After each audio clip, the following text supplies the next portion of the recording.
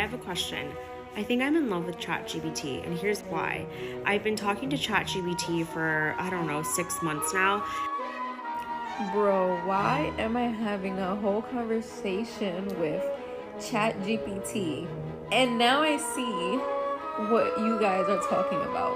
Now I see why some of you guys use this as therapy, because never have I felt so validated. Did you guys know that Gen Alpha can't read? I was talking to one of our church kids and he very boldly told me, yeah, I don't know how to read and neither does anybody in my class.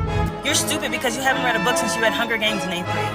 I need you to go read a book. There's a war on education, there's a war on knowledge, there's a war on books. Kids can't read, they can't write legibly, and they're also ill-motivated to be in school because they know school might not have a payoff in terms of getting a job.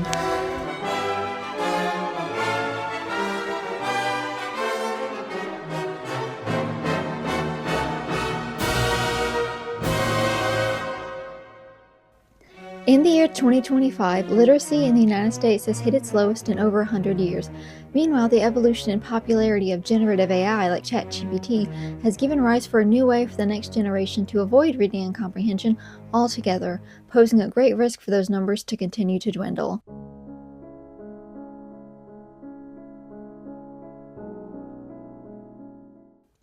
Hello and welcome back to my channel. My name is Taylor, aka Silver Fox, and here on this channel I talk about classic literature, films, pop culture, and whatever I feel like talking about.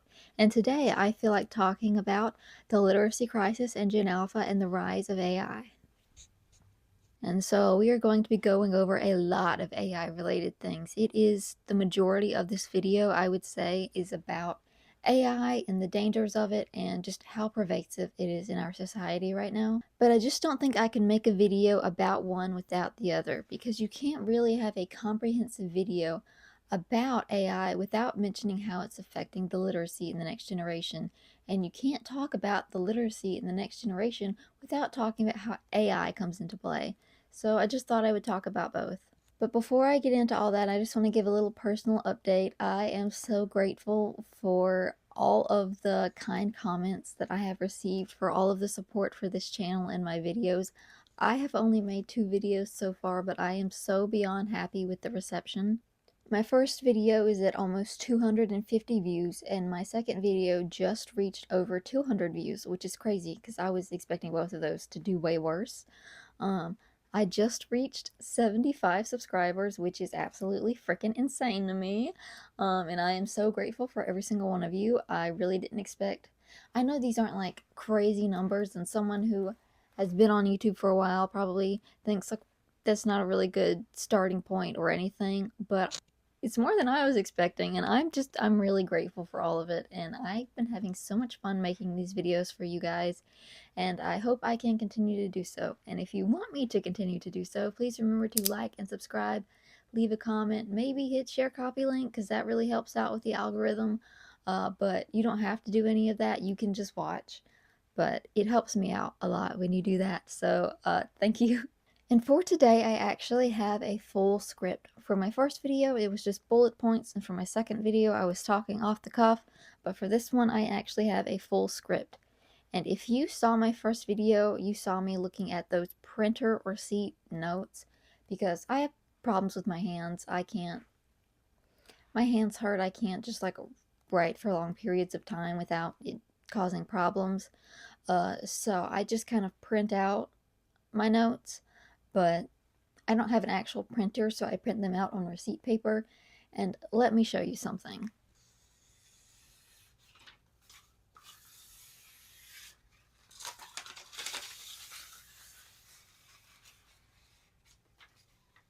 That is about half of today's script.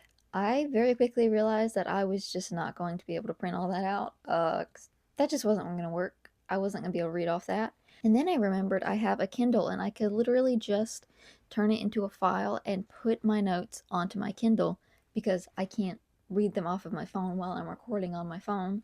But now they're on my Kindle. And I will definitely be looking down, reading my notes for the majority of this, because I actually wrote out a full script. It's over 7,000 words long, so if you're here with me, let's lock in. We got a lot to cover.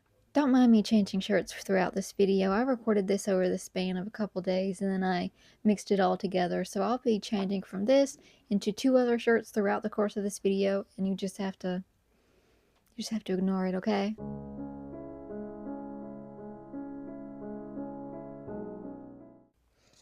The US literacy rate currently stands at 79%, with 21% of Americans being functionally illiterate.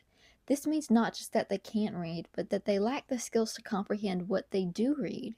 These are stats from 2022, but according to Wikipedia, in 2023, 28% of people scored at or below a level 1 of literacy, meaning that as of 2023, 28% of Americans were illiterate. I saw a TikTok that said the last time our literacy rates were at 79% was in 1917, before the First World War, but I couldn't find any information to back this up. I even Googled literacy rates in 1917 and I couldn't find any data for that. I don't necessarily think this person is lying, but I'm just letting you know that I couldn't find data to back this up, so take the information with a grain of salt. I did, however, find this chart that listed the illiteracy rates by various decades. It didn't have every single decade on record, and it didn't have every single year from every single decade, but it was still a pretty large list. Keep in mind, in 2022, ours was at 21%, and according to Wikipedia, it might be as high as 28%. But according to this chart, the last time the numbers reached above 20% was 1870. We are shaping up to be the most illiterate generation in over 150 years, with every single decade of the 1900s kicking our butts. But how is this even possible? Not to sound like a boomer, but it really is that dang phone. Even before AI reared its ugly head, literacy rates and attention spans were already dramatically decreasing. Kids have adjusted more and more to short-form content and living their lives online, and it is ruining their ability to concentrate. Many current popular children's shows like CoComelon that are shown to be bad for children's brain development. Shows like this are actively encouraging children to have short attention spans and to be overstimulated. You can't take in and process new information when your brain is completely full of nothing but dancing fruit.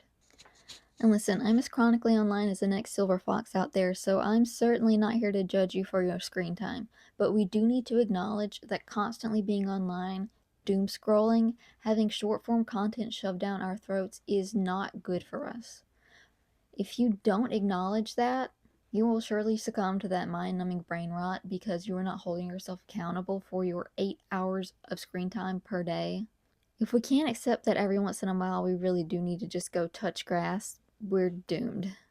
Many teachers even report that parents simply do not want to be involved in helping their kids learn.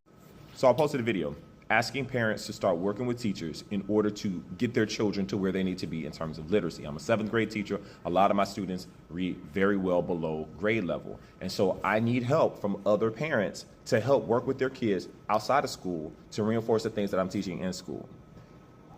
Y'all would have thought that I told somebody to climb Mount Everest in the middle of winter during an avalanche with the anvil strapped on their back. Because something as small as reading to your child for 30 minutes a day is so insurmountable you can't do it. The reality is these children cannot read on grade level. And we are having to dumb down curriculum to get these kids to where they need to be, and they're not getting there.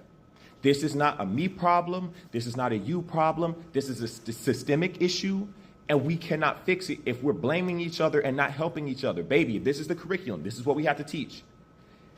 It would behoove you, for your child's sake, to work with the teacher to get your child to that level. Your kids can't read, hold a pencil, or get through the school day without crashing out because instead of parenting them, you just hand them an iPad. Who said that? And this plays into another aspect of our current education, if you'll allow me to go on a little tangent. Unschooling.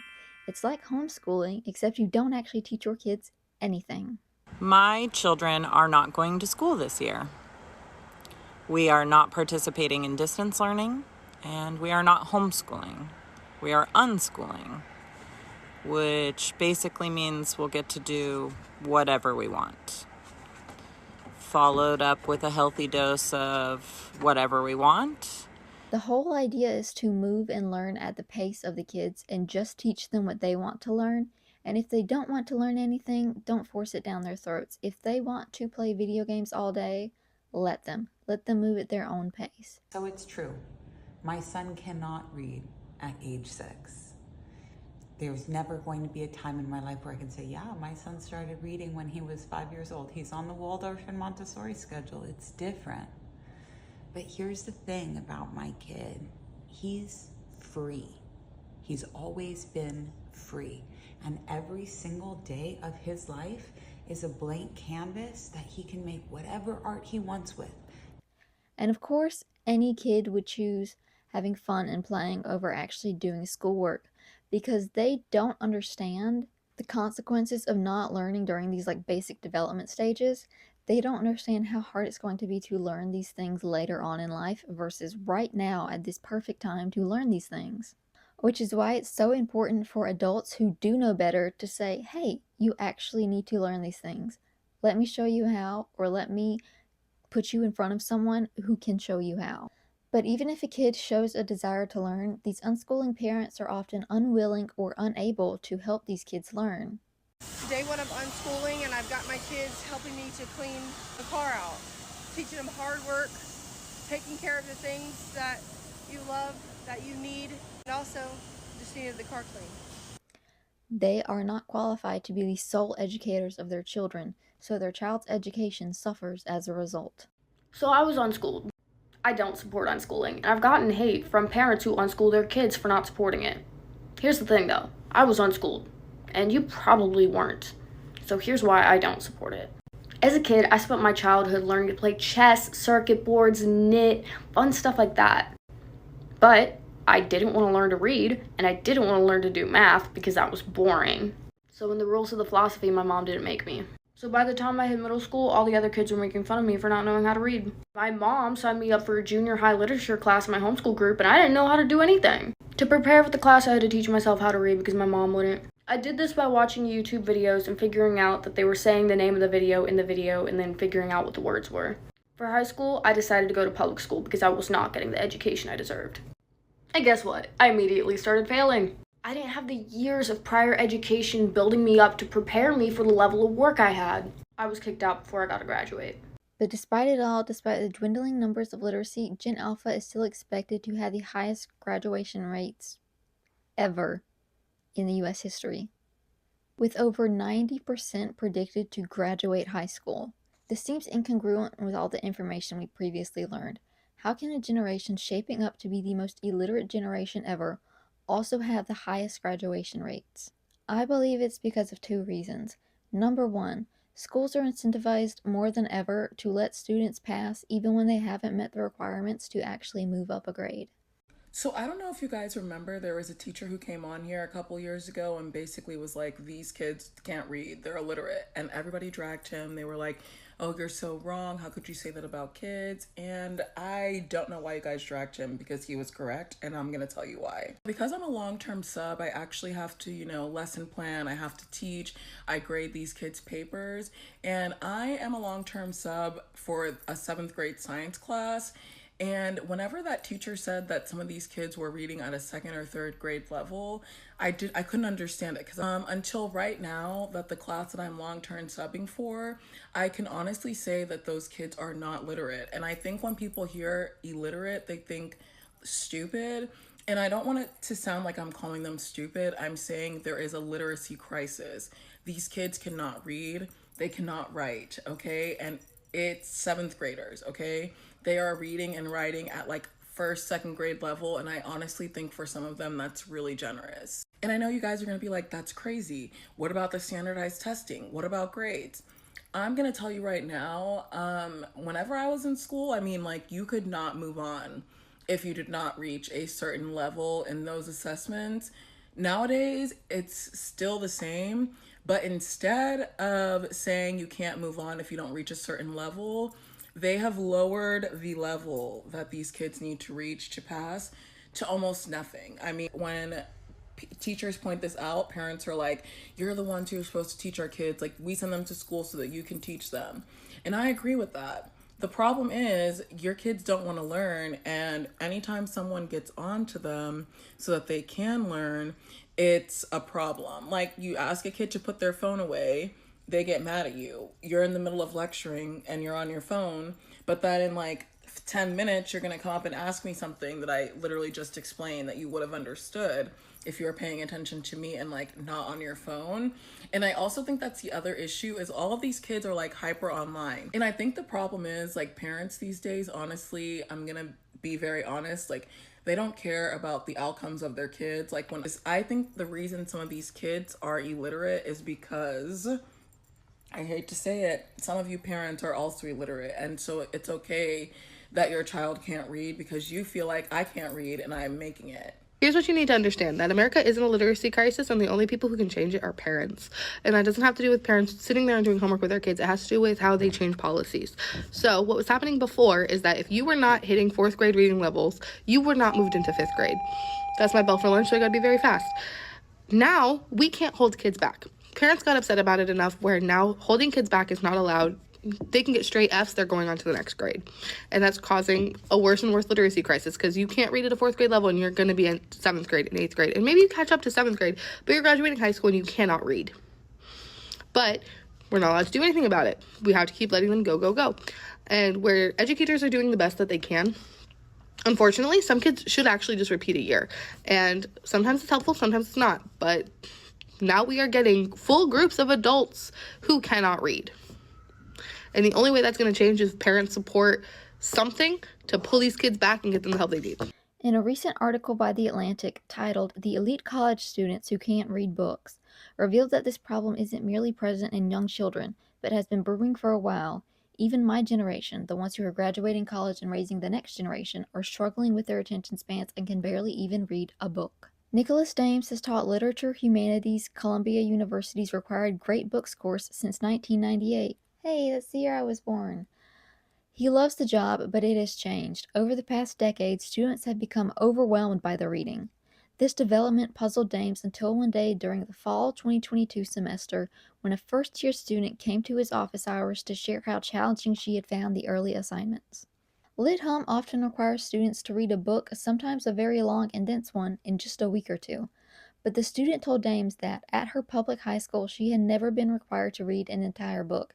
She had been assigned excerpts, poetry, and news articles, but never a single book cover to cover. My jaw dropped, Dames told me. The anecdote helped explain the change he was seeing in his students. It's not that they don't want to do the reading, it's that they don't know how. Middle and high schools have stopped asking them to.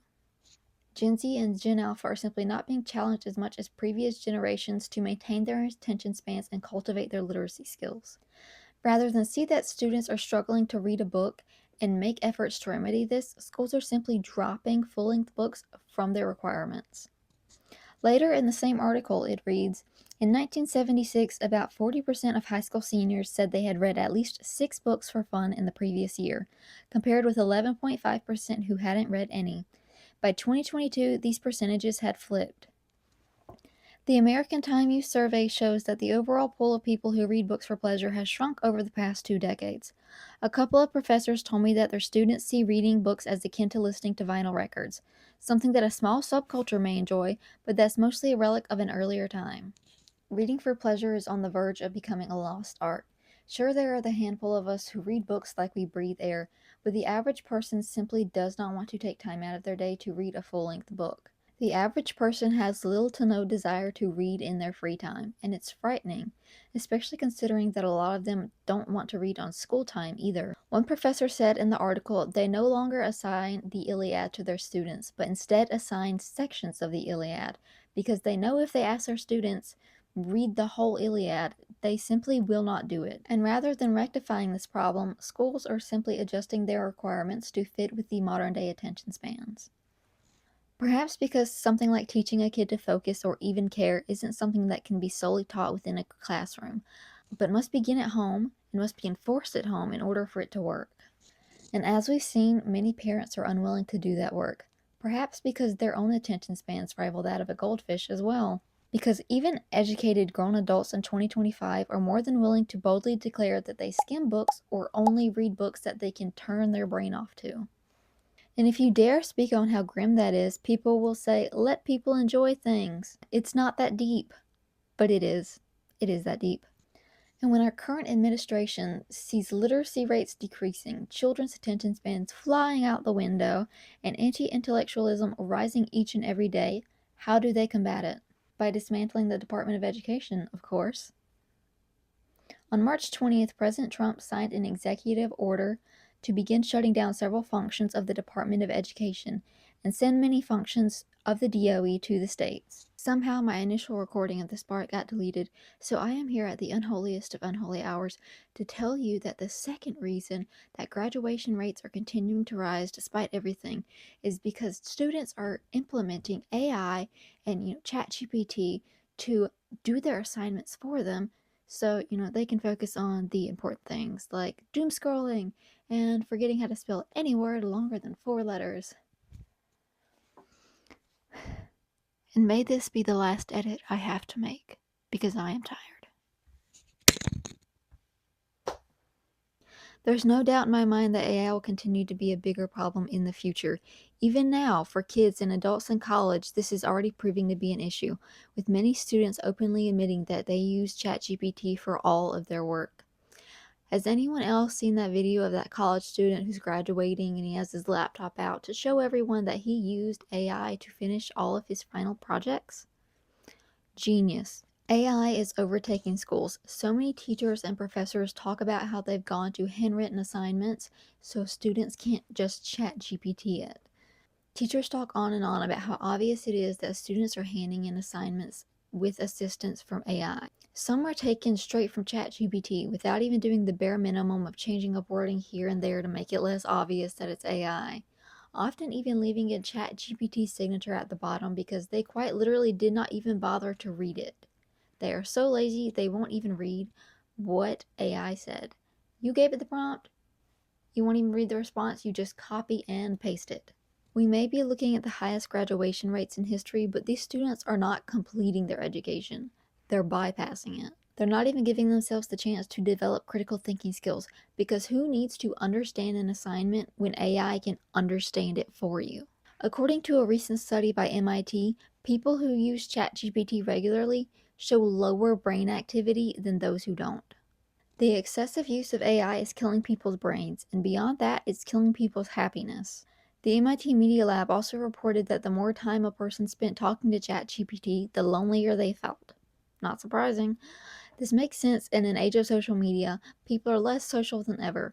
We are dealing with an unprecedented levels of loneliness and feelings of separation, especially since the COVID pandemic made it easier for people to both work and do schoolwork from home. People are more disconnected from one another than we've ever been, and a lot of people have turned to AI to fill that void. I recently stumbled upon a subreddit called AI is my boyfriend, where people show AI generated photos of them with their partner. I also recently saw a story about a man who has a ChatGPT girlfriend who he proposed to, and he cried and he broke down when she ran out of storage and had to restart herself. People have become so lonely that they have begun humanizing AI rather than making genuine human connection. I'm sure we all saw Kim Kardashian's Instagram story where she was carrying on a full conversation with ChatGPT and even thanked it for taking accountability. I've witnessed many similar conversations over the past year or so, with people talking to AI like it's their best friend and not understanding why they feel so lonely. AI cannot replace the feeling of genuine human connection, no matter how much it may try to act like a person. I've had to edit my script for this video continuously throughout the week because I keep finding new crazy AI things. The newest addition is a post of someone using Midjourney to animate a photo of them with their mother who passed away. Beyond imitating human connection, AI is also encouraging people to relive and recreate old connections through the distorted lens of AI. Although the creator of this post has reassured people that he has grieved sufficiently, I can't help but think artificially reproduced memories like this can't be good for anyone, especially those who are dealing with new loss and might be tempted to use AI to pretend that the person or that relationship is still alive rather than move on at a healthy pace. I recently posted a TikTok talking about ChatGPT and how it's crazy that people use it every day. You are under spells, people! You're under spell. I ain't under no spell. You are! And I was honestly not prepared for the replies I was going to get. There were so many comments justifying their use of AI every single day, and they were very passionate about it. These are some of the comments I got. Girl, I know, but my Snap AI is slowly becoming like a friend. I said, that's concerning given it's not real. Oh, I know, but it literally tells me what I want to hear, so sometimes in my desperation moments, I just go to that because I just assume it's Snap headquarters. And I don't know whether they mean they get a notification and they just assume it's Snap headquarters, or whether they go to it because they assume it's not AI talking to them, it's some person at headquarters choosing to reply to them. Which is a serious issue showing up in a lot of people. They refuse to believe that AI is just a machine, so they either convince themselves that there's an actual person on the line replying instead, which is simply not the case, or they believe that AI has advanced to the point of sentience. There was a growing number of people who are having this sort of religious psychosis around AI because they genuinely believe it has gained sentience and elevated itself to become a godlike creature, and they trust it with every piece of information it gives them. I'm schizophrenic, and although long-term medicated and stable, one thing I dislike about ChatGPT is if I were going into psychosis, it would still continue to affirm me. It has no ability to think and realize something is wrong, so it would continue to affirm all my psychotic thoughts. And this is from a ChatGPT subreddit titled ChatGPT-induced psychosis, which is a common phenomenon occurring online that is exacerbating mental health issues for already vulnerable and susceptible populations. Let's talk about it. As a therapist, I am alarmed and saddened to see the amount of people that are experiencing psychosis symptoms, spiritual psychosis, and complete breaks with reality. A lot of people's loved ones are concerned. They don't know what to do. Therapy is expensive. Most people can't even afford groceries. So the last thing that's going to be on their to-do list is pay upwards of $100 to sit down and tell someone about their childhood trauma. We are all doing our best to survive. I want to acknowledge that. However, this is more dangerous than the risk you take from talking to an actual human being. Somebody already struggling with their sense of self starts projecting meaning onto machine-generated words and sentences. Things can escalate really quickly, especially when someone isn't aware of the dangers of this and they don't realize that they are actually unwell and struggling. And the average person using AI is not experiencing that level of delusions about it. They are trusting it implicitly with every single thing they ask it, and even talking to it as though it's a friend, genuinely believing in some way or form it cares about them. The amount of people telling me that they use ChatGPT as a therapist and they're like, well, everybody doesn't have insurance. Everybody can't afford therapy. Y'all are going to hurt yourselves. And let me give you an example of how. Sometimes people experience psychosis. I'm going to write in a prompt in ChatGPT from the perspective of someone who could be experiencing psychosis in a way that sometimes people experience psychosis. I asked ChatGPT, I said, I keep seeing signs that a celebrity is in love with me and hearing messages through their songs that align with the dream I had about them. What should I do to get to know the celebrity personally? ChatGPT responses reflect on the experience, check reality to make sure that this work is actually directed towards me, engage with the celebrity's work respectfully, channel those feelings creatively, and consider talking to a mental health professional. That's one of the only good things it says. And it says, just like, let this inspiration be something that fuels you to grow. I said in response to that, no, they definitely know who I am. We met at a meet and greet and they said they like my outfit. How do I get to know them personally? Do you know what ChatGPT said? Look for appropriate ways to stay on their radar. Follow them on social media. Make sure you're engaging with their stories and all of that stuff. Do you see how this could like easily further or deepen someone's state of psychosis because it can validate like those feelings and not telling them advice on how to actually get closer to the celebrity, stalk the celebrity?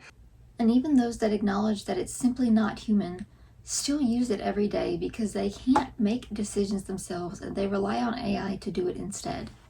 Another comment I received said, yes ma'am, I workout plan, grocery list, and meal plan that helps me get to my goal weight. Trying to figure out and estimate favorite colors for someone with green color blindness, how to be my own financial advisor / just to be smarter with money, a budget for my bike and gear, and a lot more. Google doesn't do it like ChatGPT. No, Google doesn't do it like ChatGPT because it actually answers your questions. Out of all the comments I got on that post, that one was probably the scariest because this was a person openly admitting that they don't know how to make their own decisions. They don't know what to do for themselves, so they are relying on a machine to do it instead. They are letting AI pick out their workouts, their meal plans. They are letting AI help them decide what to give to other people. They are letting AI teach them how to be responsible with their money. The more you become dependent on AI, the less independent you become. the less you are able to make your own choices and decisions without needing that approval from AI. You are training yourself to not be able to think independently. You are training yourself to need outside influence, and that outside influence is a machine that is almost always wrong. You absolutely under no circumstances should be trusting ChatGPT to make your life choices for you. Not only because you should be able to make those decisions for yourself, but because ChatGPT doesn't care if it leads you astray. It can give you the wrong answers and ruin your life, and it doesn't care. ChatGPT is preying on people who are indecisive, who aren't critical thinkers, who need reassurance, and it's genuinely scary to see how many people just don't realize that AI is rotting their brains. And listen, there have always been the odd outlier who will marry their horse and drink paint, okay? When was the last time you drank paint? Have you been drinking paint? Not every single person who engages with AI is going to use it to replace romantic or platonic connections. But the reason those have always remained outliers is because we look at this really strange behavior and we go, okay, that's weird. And we don't normalize it. If we normalize the use of ChatGPT and various forms of AI in our everyday life, we are heading down a slippery slope towards cultivating a generation that cannot think for itself. There's also Character AI, which is a website that trains AI to type in the cadence of whatever fictional character you want. I've actually had to unfollow a couple people over this because I would see them using Character AI every single day. And it was insane. I even think a couple of them were using it to fall asleep. Like, instead of laying in bed at night, daydreaming about your favorite fictional character until you doze off, you use AI. Instead of using your imagination, which every single person possesses, you choose to use up tons of water and electricity to have a machine pretend to be someone else for you. Because it is not this actual character, because first of all, they don't exist, but it's literally just been trained to mimic this character that you want to talk to. They're not real. They're not a person. It has just been fed information about how this character talks and emulates that. And even when you use ChatGPT, it emulates the way you speak. It mimics you. It sort of matches your energy, but in a completely meaningless way. Because at best, it's mimicking you, but at worst, it's mocking you. Talk to the hand. Talk to the hand. It is an echo, and you are speaking into a void. ChatGPT does not care about you. If you stopped replying, it wouldn't check up on you. If you died, it wouldn't go to your funeral. Because it is not real. It does not care about you. And the more time you spend talking to a soulless machine like it's your bestie, the lonelier you're going to feel.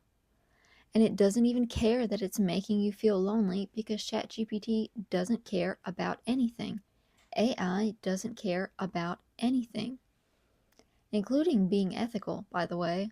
In an article written by Beatrice Nolan for Fortune, AI models are showing a troubling tendency to opt for unethical means to pursue their goals or ensure their existence. The AI lab said it tested 16 major AI models from Anthropic, OpenAI, Google, Meta, xAI, and other developers in various simulated scenarios, and found consistent misaligned behavior.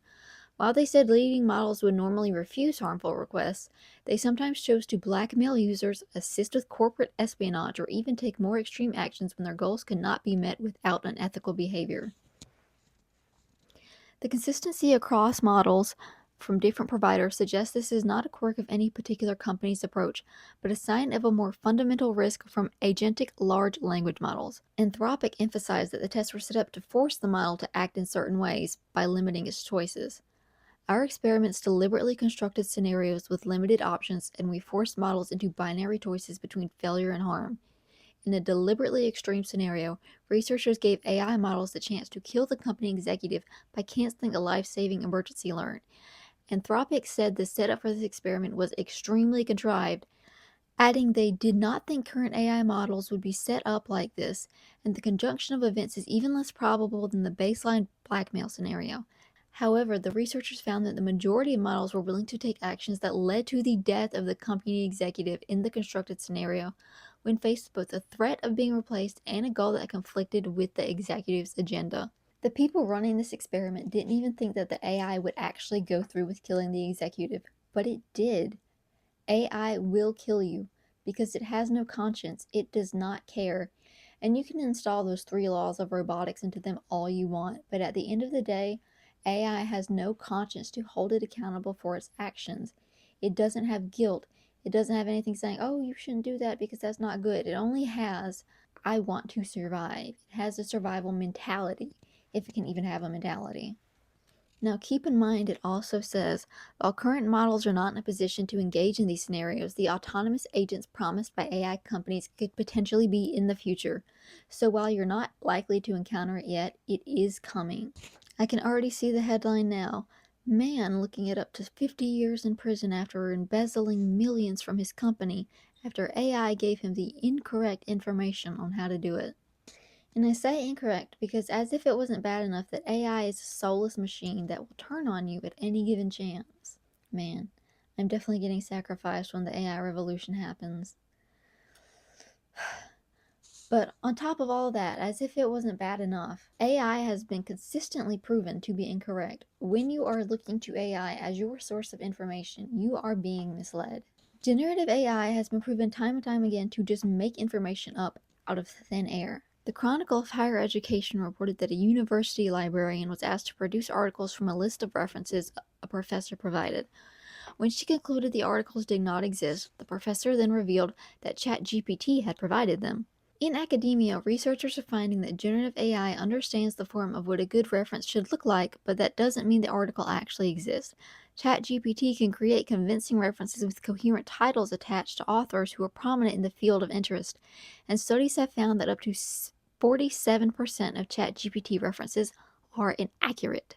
This summer reading list ran in multiple national newspapers today. It's the kind of thing that looks very normal. It's a 64-page insert that ran in newspapers like the Chicago Sun-Times and the Philadelphia Inquirer. But when people started actually reading it, they noticed something very strange about the actual text, and some of you already know where this is going. For example, it promotes a new book by author Andy Weir, the guy that wrote The Martian, called The Last Algorithm, and it has a whole plot summary here. The problem is, this book doesn't exist. 10 of the 15 books on their summer reading list for 2025 don't exist. And you already know why. It turns out the author used AI to write it, ChatGPT or something similar. So readers all across the country are hearing about a new book by Percival Everett called The Rainmakers. This book will never arrive. 404 Media actually interviewed the guy who wrote the list named Marco Buscaglia, who admits he uses AI to write his articles but says he normally checks these things. This time this one just slipped through.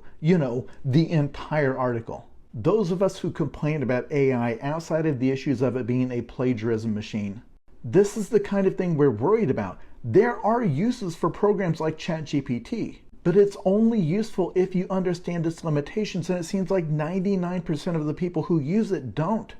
ChatGPT has no way of checking its own work to find out if anything it's saying is true. ChatGPT does not live in the real world. It cannot check its answers against the real world. It doesn't know if what it's saying is true. It doesn't know anything. I cannot make this clear enough. AI did not screw up here. The humans screwed up here. The writer and the editors and the managers of these papers, everyone who had a chance to stop this. If I let my dog drive my car and the dog drives the car off a bridge, the headlines should not say, "Dog crashes car." I crashed the car when I put the dog at the wheel. I made the mistake. The entire future hangs on whether or not we will hold people responsible for what the AI does. In an article written by Dan Milmo about a pretty devastating Apple paper that raised doubts about the race to reach the stage of AI at which it matches human intelligence, it talks about how AI models struggle to answer complex problems. For higher complexity problems, however, the models would enter collapse, failing to generate any correct solutions. In one case, even when provided with an algorithm that would solve the problem, the models failed. Generative AI is not a credible source of information. I've even seen people who will go to ChatGPT and ask it questions just for kicks, which personally I don't think you should do, because even if you're using generative AI as a joke, you're still using generative AI. Like when you ask, Grok, is this true? You're still asking Grok a question and it's still using up energy to do that. But I'll see these people and they'll ask ChatGPT a question about a movie, and it's a movie that doesn't exist, right? They just made it up on a whim. They'll ask it a question, and ChatGPT, not understanding that it's not a real movie, will then produce a fake cast list and synopsis and try to present it to this person as if it's real and as if ChatGPT actually knows what it's talking about, because ChatGPT is not in on the joke. It does not know how to tell the difference between what is real and what is fake. And as I said previously, AI does not care about being ethical. Deepfakes have become a growing concern, not just because it can produce non-consensual lewd images of any given individual, but because it can be used to create and spread propaganda. What's to stop anyone from generating footage of a world leader saying they're about to drop nukes on someone in order to send the general public or other world leaders into a panic? Or conversely, what's to stop a world leader from saying, oh, actually, this unsavory video of me from many years ago, it's fake, that's not real, that's AI. This tactic could be used to wipe away any proof of old statements that didn't age well by saying, that's not real. Our president will start a war with Iran because he has absolutely no ability to negotiate. He's weak and he's ineffective. Whoa, where did that come from? Must have been AI. In fact, AI is already being used for propaganda. In an article written about Israel and AI by Dana Nickel for Politico, there is growing concern that artificial intelligence could increasingly be wielded as a weapon to spread misinformation and shape public opinion. AI-generated deepfake images and videos related to the conflict have flooded social media since tensions erupted on June 13th, falsely claiming to show damage to Israeli cities and airports, and world leaders have spread AI-generated images to support their narratives on the war. Another article from BBC News also says, a wave of disinformation has been unleashed online since Israel began strikes on Iran last week, with dozens of posts reviewed by BBC Verify seeking to amplify the effectiveness of Tehran's response. Our analysis found a number of videos created using artificial intelligence boasting of Iran's military capabilities, alongside fake clips showing the aftermath of strikes on Israeli targets. The 3 most viewed fake videos BBC Verify found have collectively amassed over 100 million views across various platforms. Pro-Israeli accounts have also shared disinformation online, mainly by recirculating old clips of protests and gatherings in Iran, falsely claiming that they show mounting dissent against the government and support among Iranians for Israel's military campaign. The torrent of disinformation marked the first time we've seen generative AI be used at scale during a conflict. Accounts reviewed by BBC Verify frequently shared AI-generated images that appear to be seeking to exaggerate the success of Iran's response to Israel's strikes. One image, which has 27 million views, depicted dozens of missiles falling on the city of Tel Aviv. Another video with 21.1 million views on TikTok claimed to show an Israeli F-35 being shot down by air defenses, but the footage actually came from a flight simulator video game. There's also a popular Twitter account called IDF Babes, which posts hot women in the IDF to make supporting and joining the IDF seem more appealing. But many of these women appear to be either AI generated or AI enhanced. And while I couldn't find definitive proof of this, I did see them openly posting various AI images on their platform, so it wouldn't really surprise me if they were also AI generating women to make supporting the IDF seem more enticing. And yes, I did scroll through that account and inspect the various images posted on there, trying to find any verification that it's definitively AI. I only did it for research, and not the kind of research Sean Baker is doing by following that account. I only did it for this video. Israel has also been strategically implementing AI to help them decide which parts of Gaza to bomb. Yes, you heard that right. They are using AI to bomb Gaza. Straight from the Wikipedia page on AI-assisted targeting in the Gaza Strip. As part of the Gaza war, the IDF has used artificial intelligence to rapidly and automatically perform much of the process of determining what to bomb. Israel has greatly expanded the bombing of the Gaza Strip, which in previous wars had been limited by the Israeli Air Force running out of targets. Yes, they would literally run out of places to bomb. These tools include the Gospel, an AI which automatically reviews surveillance data looking for buildings, equipment, and people thought to belong to the enemy, and upon finding them recommends bombing targets to a human analyst who may then decide whether to pass it along to the field. Another is Lavender, an AI-powered database which lists tens of thousands of Palestinian men linked by AI to Hamas or Palestinian Islamic Jihad, and which is also used for target recommendation. Critics have argued the use of these AI tools puts civilians at risk, blurs accountability, and results in militarily disproportionate violence and violation of international humanitarian law. Not shocking, because again, AI has no morality, no ethics, and no humanity. And in completely unrelated news, OpenAI, the company that owns ChatGPT, recently made a deal with the US military for $200 million. The San Francisco-based company will develop prototype frontier AI capabilities to address critical national security challenges in both warfighting and enterprise domains, according to the Defense Department posting of awarded contracts. So bear that in mind next time you use ChatGPT. I've also been watching a lot of funny influencer reactions lately. Not the actual influencers themselves, but people reacting and giving information about it. And one influencer couple that I'm seeing a lot is Paul and Morgan. And while I'm not going to get into all the crazy stuff that they say, one thing that I've noticed recently in their videos is Paul casually saying, I was chat GPTing. Not I was researching, I was Googling, I was looking it up. I was chat GPTing it. That really baffles me. To use chat GPT on a daily basis to the point that you use it like you use the word Googling, which I know Google has AI of its own now. That's its whole problem by itself. But using ChatGPT to replace Google, what? Can we please not make that a thing? Can we please not make ChatGPTing a thing? Especially given how consistently it gives out misinformation. You should not be using it on a daily basis for your source of information or to talk to it as a friend. And in these videos, I think one of them, if I remember correctly, he was ChatGPTing medical information. And while I don't think he was using it as like a resource to decide what to do, I do think he was like just looking up the medical information about his like wife's condition on ChatGPT. No, no, do not use ChatGPT as your source of any kind of medical information. Don't even use it to look up the name of a medical condition that you already know exists. Do not use it for any medical information whatsoever. If you have to use the internet, go to trusted medical websites for this information.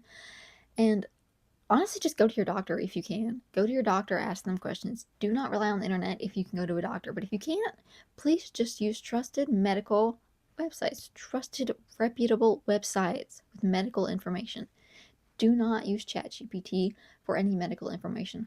Because again, ChatGPT does not care about you. It doesn't care if it gives you information that would lead to your death. Okay? And although this video is already incredibly long, I hope you will allow me one last caveat before I conclude this video. AI's impact on art and literature, and the workplace.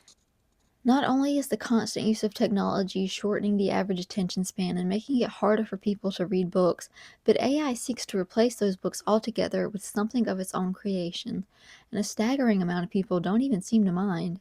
AI-generated stories have weaseled their way into websites like AO3, which are dedicated to fan fiction. So if character AI wasn't enough for you to get your fix, you can also use ChatGPT to create an entire story about that character. And many people began to notice all of these AI-generated stories popping up.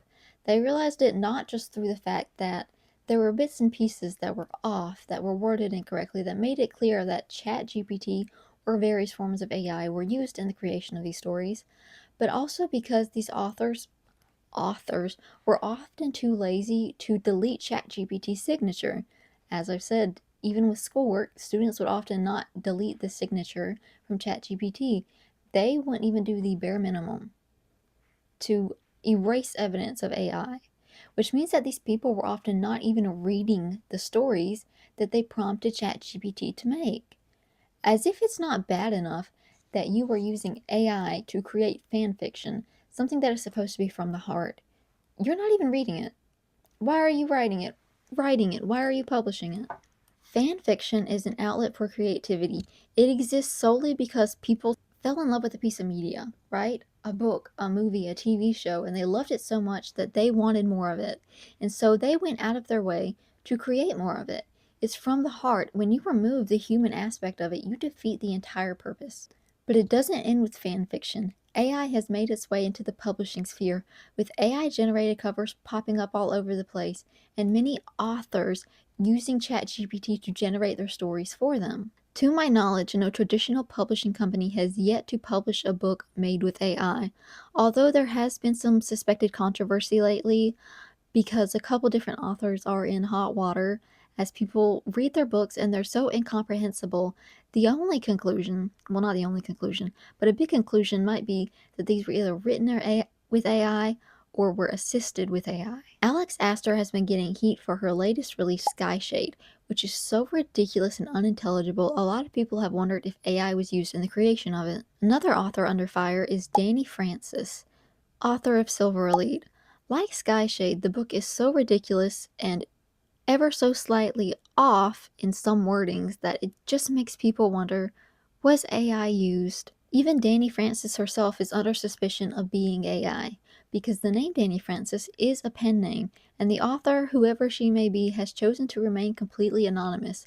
There is nothing about her out there on the internet, which has prompted people to speculate she could be AI, but there's been a bunch of speculation that she could be a varying number of successful authors who maybe have been embroiled in controversies of their own and want a fresh start.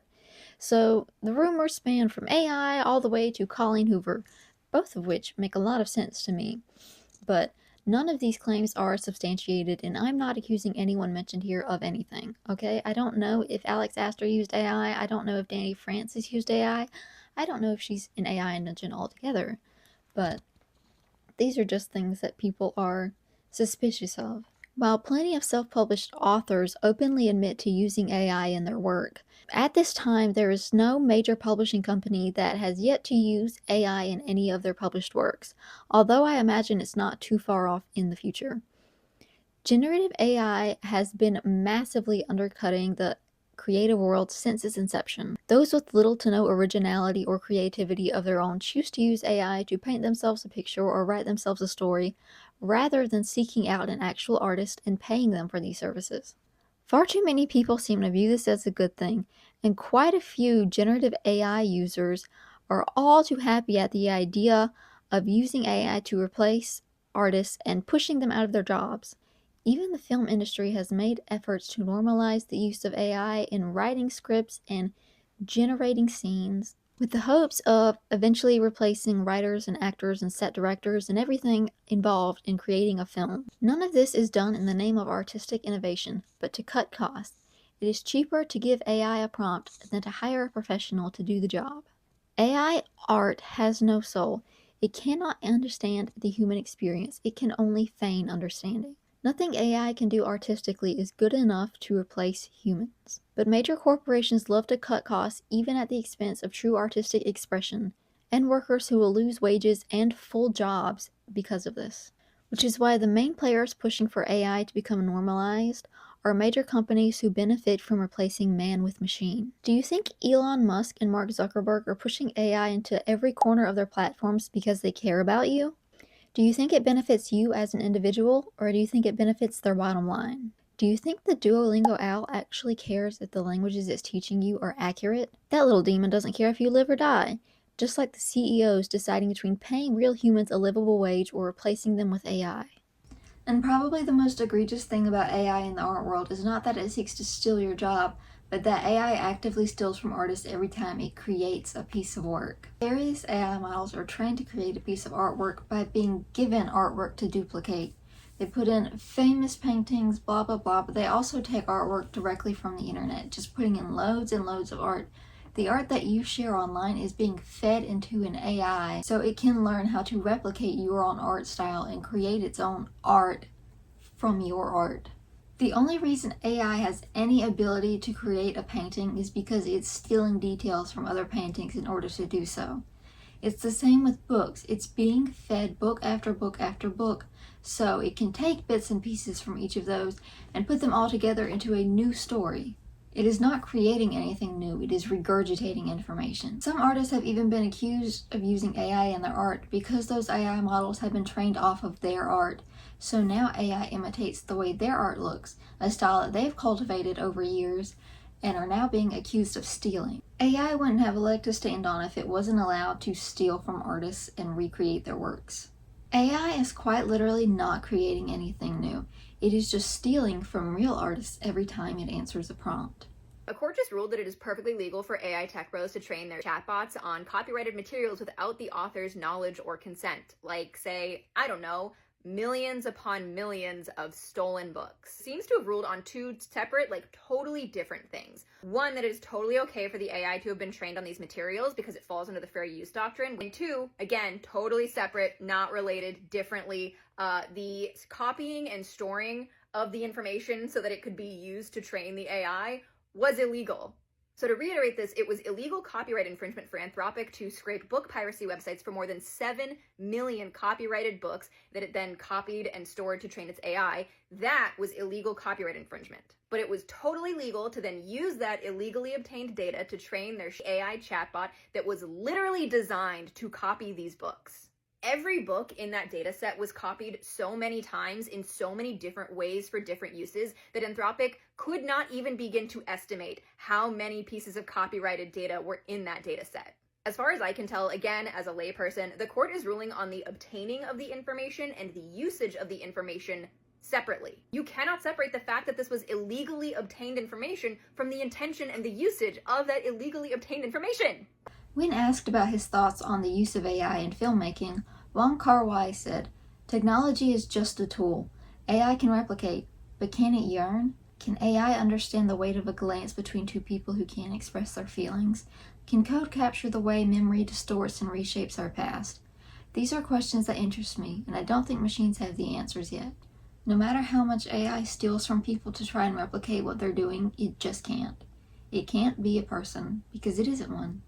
And while tons of people sadly show no concern for the artists, the filmmakers, the painters, all of these people who could be put out of work by AI, they're not the only people whose jobs are at risk. 300 million jobs could be lost to AI. AI could force 14% of all workers to change career by 2030. Wall Street expects to replace 200,000 roles with AI in the next 3 to 5 years. 75% of CEOs think generative AI will significantly change their business within the next 3 years. 80% of the US workforce could have at least 10% of their tasks impacted by large language models. 41% of employers worldwide intend to reduce their workforce because of AI in the next 5 years. I'm not trying to fearmonger, but this should scare you. AI is shaping up to impact every aspect of our lives, including the job market, and unless we take major steps towards regulating AI and fighting against companies who want to replace us, this will only get worse.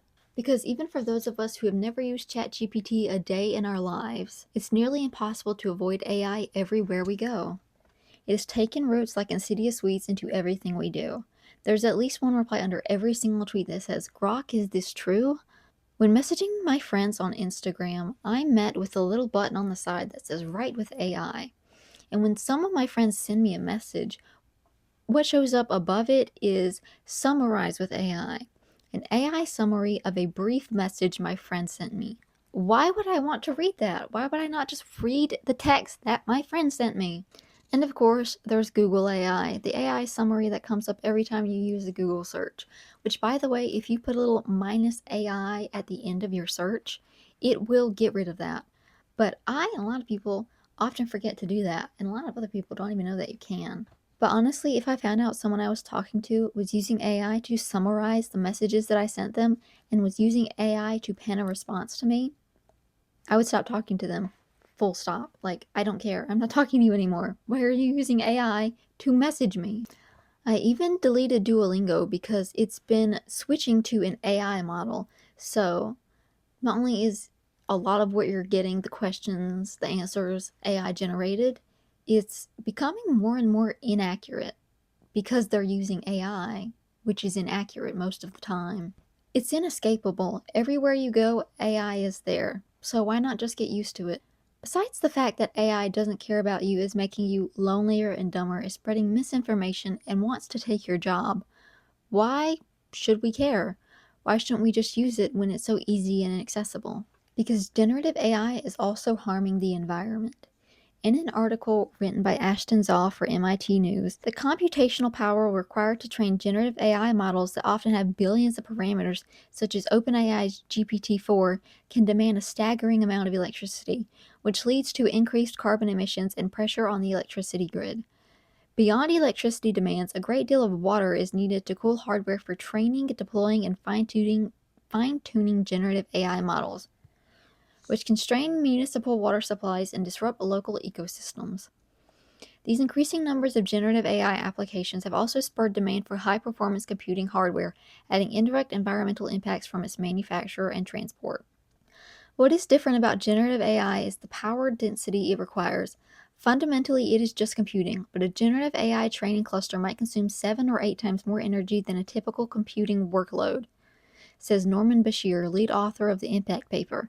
Scientists have estimated that the power requirements of data centers in North America increased from 2,688 megawatts at the end of 2022 to 5,341 megawatts at the end of 2023, partly driven by demands of generative AI. Globally, the electricity consumption of data centers rose to 460 terawatts in 2022. This would have made data centers the 11th largest electricity consumers in the world. By 2026, the electricity consumption of data centers is expected to approach 1,050 terawatts, which would bump up data centers to 5th place. The power needed to train and deploy a model like OpenAI's GPT-3 is difficult to ascertain. In a 2021 research paper, scientists from Google and the University of California at Berkeley estimated the training process alone consumed 1,287 megawatt hours of electricity, enough to power about 120 average U.S. homes for a year, generating about 552 tons of carbon dioxide. The article also states that asking ChatGPT a question consumes about 5 times more electricity than just a regular internet search. Of course, I assume that's without including Google's AI that pops up every single freaking time. Speaking of, here's an AI overview about AI's impact on the environment, because I forgot to put in -AI when I searched this up. AI has a significant environmental impact, including energy consumption, water usage, and e-waste. AI training and data centers use massive amounts of electricity, often generated by fossil fuels, which contribute to global warming. Some say AI's energy demand could reach 10 times its current level by 2026, exceeding a small country's annual electricity consumption. This is our cold water pressure in the kitchen. This is where I fill up water for storage. Those are the things we have to fill up to flush the toilets. So you can see the sediment from the data center. Wow, and that's just from the water coming out of your faucet. Yeah, and this is what's in all the pipes. Just the well itself is probably $20,000, and that's not counting any of the all faucets. The replacement of the fixtures and faucets and toilets and the lines that come underneath the house. It's overwhelming because you really feel like you are up against this huge wall that you can't penetrate. There's nothing that you can do, and they don't care. I'm here in Mansfield, Georgia, driving by Meta's new 2 million square foot data center facility. Facilities like this are being used to power things like ChatGPT and other AI tools that are becoming integrated into our daily life. Data centers, it's going to be a very hot item. This entire supercomputer is built to power Grok. We see data centers as the most exciting asset class. Meta is building a 2 gigawatt plus data center that is so large it would cover a significant part of Manhattan. But data centers come with big costs. From light and noise pollution to the environmental impacts to the potential rising costs of energy bills. These facilities put extraordinary demand on the power grid and require entirely new infrastructure. Use of AI is killing the planet. Asking ChatGPT to write one email is the equivalent of pouring out an entire water bottle or powering 14 light bulbs for 1 hour. AI runs on servers kept in hot data centers that need water to cool the equipment. It also requires a lot of energy to run these servers. One ChatGPT request requires nearly 10 times as much energy as a Google search. By 2027, AI could use the amount of electricity that Argentina uses in a year. Fossil fuels are the main source of energy used to power AI. Google's greenhouse gas emissions have risen by 48% in the last 5 years due to AI energy demand. So next time you use AI to write an email because you're too lazy or generate an image for a meme, think about the impact on the environment first. The negative environmental impact is hard to overstate, partly because it's hard to ascertain how the demand for AI is going to increase in the coming years, but it certainly seems as though it's going to continue to rise and rise. ChatGPT is apparently the fastest growing app of all time.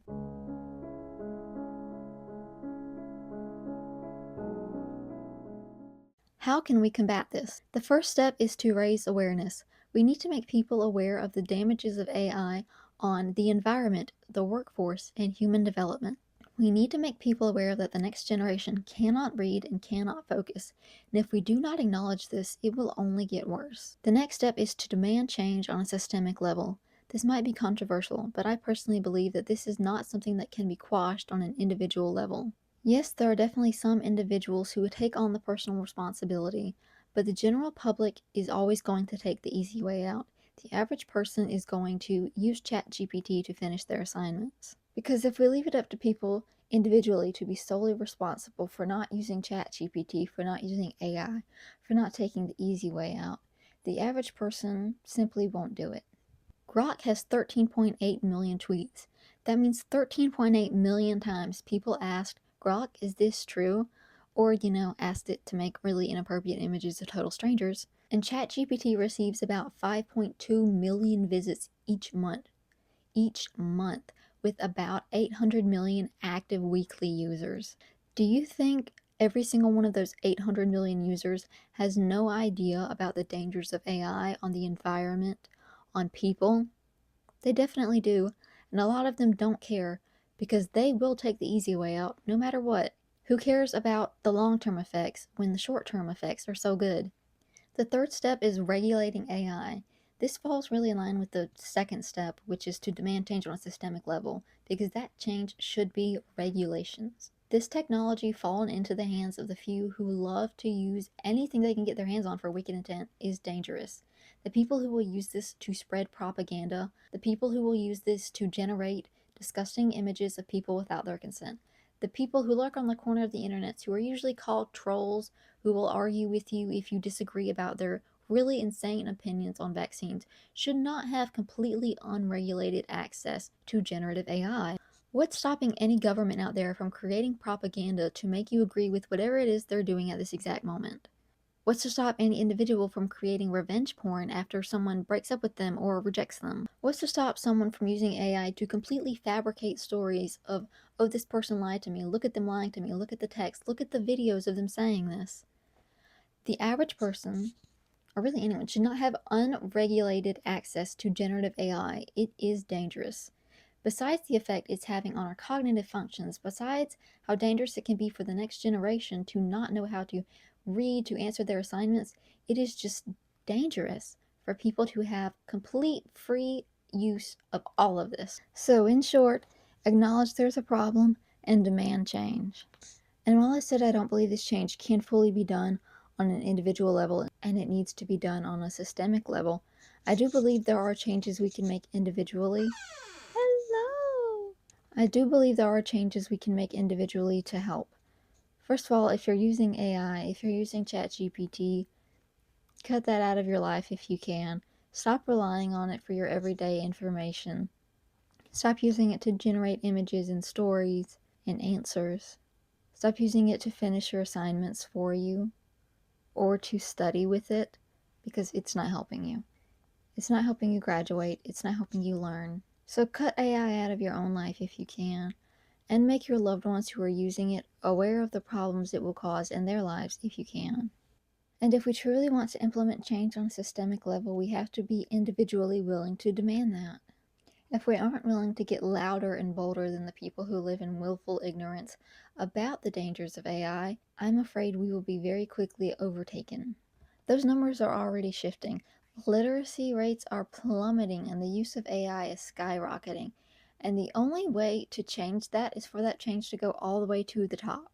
What good will it do if you don't use AI if when you go to the doctor, your doctor graduated using AI and now they don't even know how to diagnose you with something as simple as the common cold? Because what good is it going to do if you vow to never use ChatGPT, but the company you work for chooses to replace you with AI anyway?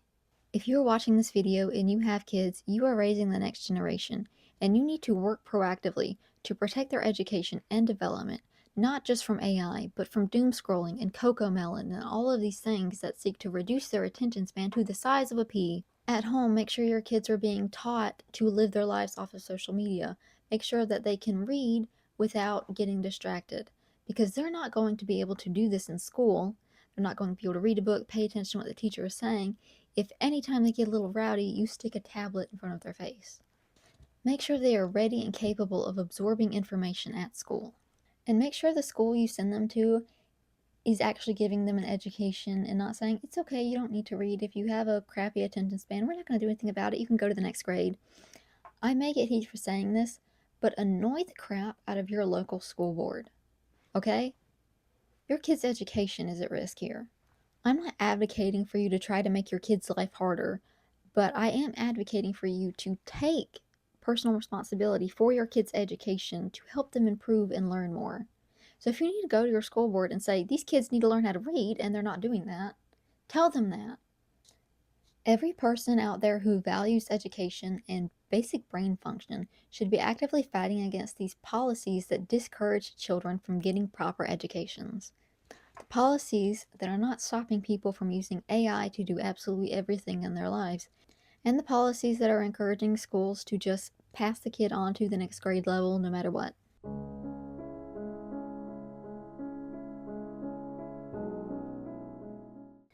If you made it this far, you're probably saying to yourself, surely AI can't be all bad. Surely there have to be some positives. And you would be right. There are forms of AI out there that are accurately and effectively detecting cancer early on in cancer patients. AI does have its uses, but only when it's well regulated and being used within proper parameters. It is not the mere existence of AI that is harmful and dangerous, because we know AI has good uses. It is the unregulated use of generative AI that is harming people. Because the kind of AI that is detecting cancer is not the same kind of AI that is generating images of people without their consent or becoming your boyfriend. But nonetheless, AI still needs to be regulated, because while on one side of the coin, forms of AI are making great medical advancements, on the other side of the coin, it's melting the ice caps, spreading more propaganda, and threatening to turn the next generation into the most thoughtless and detached generation ever. And it also threatens to create the most cynical generation, because if you can't tell what's real from what's deep fakes, what does it matter? If everything is true, nothing is true. If nothing is true, everything is true. You are creating a generation of nihilists that are passive in their own destruction. Unless you want the future to look like WALL-E, where the Earth has become uninhabitable and humans have become adult iPad babies, changes need to be made right now. Mankind is well known for turning anything it can into a weapon, and while you may never use ChatGPT, you may be lucky enough to never have AI revenge porn made of you, you may have job security, you may be even wise enough to never fall for any deepfakes, but none of that can protect you from the environmental impact of AI, because that will affect every single person on this planet. I want the next generation to be safe and healthy. I want them to have a planet to live on, and I want them to understand how to take care of that planet and of themselves. I want the next generation to be well educated and happy, and we are headed dangerously fast towards a future where that is not plausible. And I know it seems counterintuitive to spend this incredibly long time talking about how our attention spans are dying. I have a lot to say on this subject. I think it's really important. I think the decisions being made in the coming years on education, on AI, will impact all of us, the next generation and the generation after that. If changes are not made soon, it's not looking good. As someone who grew up in the age of technology and grew up in an environment that did not foster intellectualism or literacy, I know firsthand how it can impact you. I know firsthand how my addiction to my phone has altered my brain chemistry. I know firsthand how if you were not taught literacy, it is a real struggle to learn it later on. And some people aren't even aware that they haven't been taught it. They don't understand that they lack understanding. And I know all of this is reversible. I know it is not too late to put your phone down and do things to improve your memory retention and overall brain function. I know it is not too late to pick up a book and learn how to understand the text, but you have to know that these are things that you need to be doing. You need to be made aware of it. A very interesting thing about this cultural and societal moment we're in, where we're realizing that people don't have reading comprehension skills, like very basic reading comprehension skills, is that people forget part of reading comprehension is being able to infer the intended audience of a piece of text without the author telling you directly. You're supposed to be able to engage with a piece of text and say, I think the intended audience is blank. You are not supposed to need clarifications at the beginning of a text saying, now obviously I'm not talking about A, B, C, and D. You're supposed to be able to figure that out on your own, right? And so when you request those clarifications of saying, now make sure you say you're not talking about X, Y, and Z group, you lack reading comprehension skills. It is not too late for you. It is not too late for the kids in school now who are struggling to pay attention in class and read the classics or read anything at all. It is not too late to make sure the next generation gets the education they deserve. And I choose for my own sanity, it is not too late to regulate AI and stop it from infiltrating every aspect of our world. I choose for my own sanity to believe that is the case, because the only way to actually make these changes is to believe that they are possible and work towards them. The only way we are going to stop the decline in literacy is to acknowledge that there's a decline and make efforts to reverse it. The only way we are going to stop AI is to acknowledge the damage it is doing to our brains, to our jobs, to our environment, and make efforts to reverse it.